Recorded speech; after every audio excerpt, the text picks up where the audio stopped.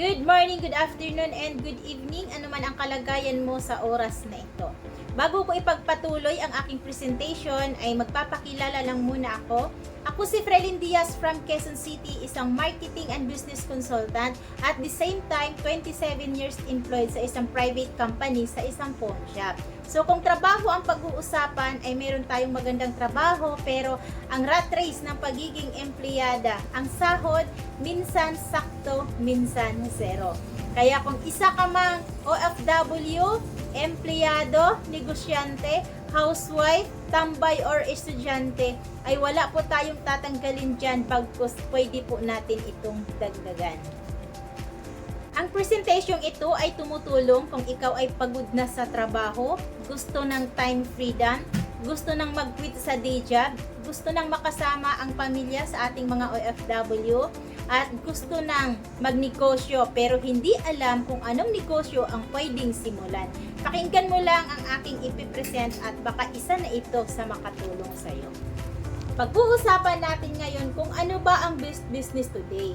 Kapag tayo ay magtayo ng isang negosyo ay dapat meron tayong i-consider. Isa na dyan ang basic needs and lifestyle, trending, market accepted, 24/7 operational, portable para kahit saan ka magpunta, pwede mong madala-dala ang negosyo, global privilege, wide market, di napapanis at di nauutang, at higit sa lahat, business na hindi nag-i-expire. Ang negosyong ito ay pwede nating i-additional income, pang-retirement, pang-backup plan, at pwedeng i-add-on sa ating mga sariling business. So kung makikita po natin dyan sa screen, meron po tayong 4,146,208 international tourist arrival dito sa Pilipinas. Ganun kalawak ang ating market. How to start Global Pinoy Travel and Tours business. So kailangan magkaroon muna tayo ng access sa ating mga airlines. So magkakaroon tayo ng system o portal na gagamitin natin sa pagninegosyo. At ang good news, pwede itong gamitin sa cellphone, laptop, or desktop basta meron tayong internet connection or data connection. Ngayon, dahil business yung ating pag-uusapan, tingnan natin kung paano tayo kikita. So pakinggan po nating mabuti kung paano ba tayo matutulungan sa negosyo na ating papasukin. So, unahin ko lang po ang ating airline ticketing business. So, sa airline ticketing business, meron po tayong 406 airlines na tie-up, local at international. So, sa domestic flight, pwede tayong mag-markup ng 500 pesos per way per passenger.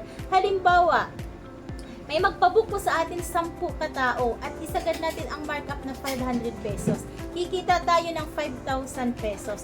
What if nag-round trip yung ating kliyente dahil magbabakasyon lang sila sa kanilang pupuntahan? So 5,000 times 2 way, okay lang po ba kikita tayo ng 10,000 pesos? Sa domestic flight pa lang po yan. Mayroon pa tayong international. Sa international flight naman po natin ay pwede tayong mag-markup na up to 1,000 pesos per way per tao. Halimbawa, same scenario, may magpabook po sa atin ng 10 katao at isagad natin ang markup na 1,000 pesos, kikita tayo ng 10,000 pesos. Pero kapag tayo ay pumunta sa ibang bansa, required talaga ng immigration ang round trip ticket. So 10,000 times 2 way, okay lang po ba pang additional income? 20,000 pesos. Cash to cash basis, walang utang, walang reservation. Sayong-sayo na ang 20,000 pesos. So, pwede na pang additional, tama?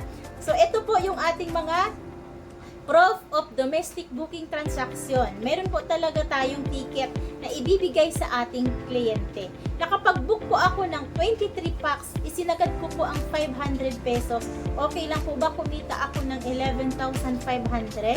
At pwede na pang additional, tama?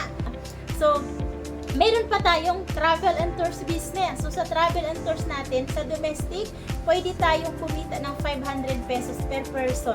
What if may 30 packs? Pwede tayong kumita ng 15,000 pesos. Ang international naman natin ay mayroon tayong 1,000 pesos. What if may 30 packs? O, diba? Mayroon na tayong 30,000 pesos. So, cash to cash basis yan, didirekta po yan sa ating account.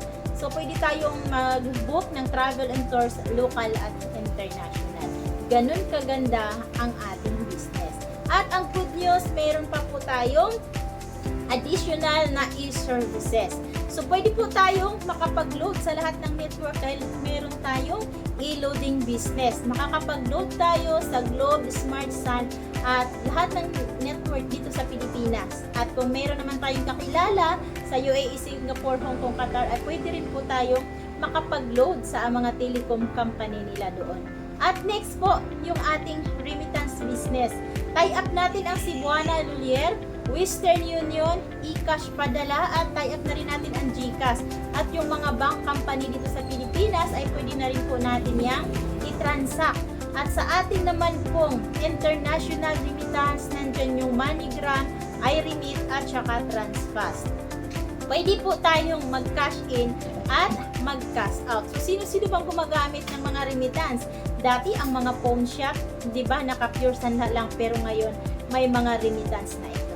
At next, ang ating bills payment. So, sa bills payment po natin, tie-up natin ang Bayad Center. Meron po tayong 1,500 na pwede nating i-cater. Mandatory po yan sa lahat ng bahay, ang ating bills payment. So, kahit sarili nating bayarin, ay pwede na po nating bayaran dyan. At ang bayarin ng ating mga kapitbahay, pwede na rin po yan sa ating magbayad. So, napakaganda ng ating mga bills payment. At next po, yung ating e-insurance. So, mayroon tayong personal accident insurance, tie-up natin ang Malaya Insurance, at saka FPG. Ito po ay ang policy nito ay nagkakahalaga ng 100,000 pesos. At sa system natin, 90 pesos lang po yan. Pero, ang selling price po nito ay pwede nating ibenta ng 300, 500, up to 1,000 pesos. So, mayroon po talaga tayong certificate na ibibigay natin sa ating mga kliyente dahil legit po yung ating insurance. So, sa lahat na naipresent ko sa inyo, ma'am and sir, may idea na po ba tayo kung magkano ang price franchising fee niyan sa labas? So, masasabi ko lang po dito dahil nagtanong na talaga ako sa mga airlines ticket before ko pa nakita itong business na ito. So, sa Cebu Pacific, kapag didirekta tayo na mag-franchise sa kanila, may mga cash ban po yan, bawat airlines. So, sa Cebu Pacific, may cash ban yan ng 300 to 500,000. At sa Philippine Airlines naman, 500 to 1 million. At ang Cathay Pacific, 1.5 million. Kasi hindi naman po pwede na magtayo tayo ng ticketing airline na iisang airlines lang yung i-book natin. What if nag-promo yung iba? O, di ba wala tayong ma-i-book? At ang ating travel and tours business, umaabot po yan ng up to 3 million. At ang ating Bayad Center, 1 million. At ang remittance, 1.5 million. Pero kapag tayo ay magtayo ng travel and tours business, kailangan pasado din tayo sa IATA license. So, dito sa ating business, ay hindi lang po services. Meron pa tayong extra bonus businesses. So, ano po ba mga ito? Kung mahilig po tayo sa mga pagkain, meron po tayong mga food frozen business. At kung mahilig naman po tayo sa mga products, meron po tayong mga wellness products. At kung mahilig naman po tayong magpa-beauty, nandyan po yung ating F-Marie. So, napakaganda. All-in-one system na talaga. Diba? Lahat nandito na. So, ngayon, paano ko ba simulan ang business na yan? I-avail lang po natin ang mga package ayon sa ating kakayahan. So, unahin ko lang po ang ating payment center. Ang payment center natin ay dati nagkakahalaga po yan ng 599,000. Pero ngayon, naka-promo po siya. Naka 5-in-1 sa iisang system. Nagkahalaga po yan ng 249,999. Meron po itong 20 slot. May payment center ka na, may siomai ka pa, may brewing spot, may takoyaki at may steakhouse. 5-in-1 business. Pero may pwesto po yan at meron pong mga permit yan. So kung wala po tayong paglalagay ng pwesto o hindi po natin kaya ang halaga ng payment center, meron din po tayong option 2. So sa option 2 natin, meron po itong 5 business platform. Ito po ay nagkakahalaga ng 95,000 pesos. At may option 3 naman, kung hindi natin kaya ang 2, meron tayong 3. Ito po yung family package. Mayroon po itong 3 business platform or tatlong account na pwede mo ipagamit sa iyong asawa at sa iyong anak. Yung option 1, option 2 at option 3, dyan po ang pasok sa ating mga affiliate program.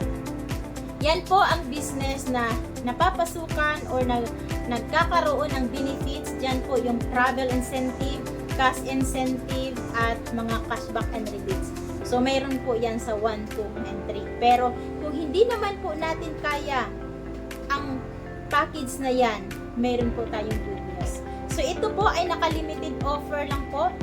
Kung gusto po natin na magkaroon ng home base.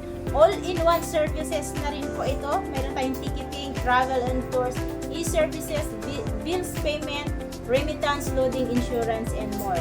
Nagkakahalaga po yan ng 18,998 na naka-promo po ngayon. Ulitin ko po, 18,998 all-in-one services sa iisang system. So, ang features of the system is one-time investment, lifetime business, no quota, no cash ban, no expiration, no maintaining balance required, at 100% legit yung ating business at pwedeng ipamana sa ating mahal sa buhay. Transferable po ang ating negosyo. At kailan ba nag-start si Global Pinoy? Nag-start po ito noong 2012. So kung tibay ang pag-uusapan is matibay na po ang ating company dahil 12 years in service na po ito. Nakatala po ito sa 152 GR Building, South Triangle, Quezon Avenue, Quezon City. At sino po ba ang nagmamay-ari? Isa pong Pinoy na Pinoy, si Emmanuel Manny Pascual, ang President CEO, accountant by profession at successful business entrepreneur, 23 years experience in business industry. So kung makikita po natin dyan sa screen na napakarami po niyang mga affiliate na pagmamay-ari. So, in terms naman po sa legalities, legal, moral, ethical ang ating business dahil registered po tayo sa Bangko Sentral ng Pilipinas, Security and Exchange Commission, at member din po tayo ng AFI, Association of Filipino Franchiser Incorporated, dahil ang business na ito ay isang franchising business.